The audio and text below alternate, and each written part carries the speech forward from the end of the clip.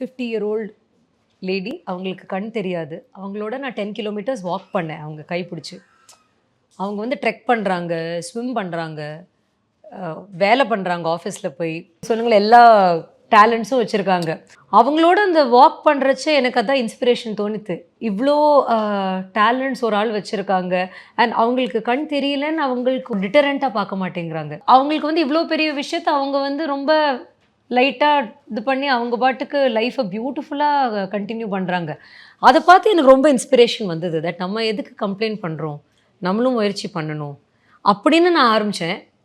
அப்புறம் it's been almost 10 years. ஆனால் run பண்ணணும்னா ஸ்ட்ரெங்க் ட்ரைனிங் ரொம்ப இம்பார்ட்டண்ட். சரி, ஓகே, நம்ம ஜிம்மில் நம்ம வந்து ஸ்ட்ரெங்க் ட்ரைனிங் ஆரம்பிக்கலான்னு போனேன்.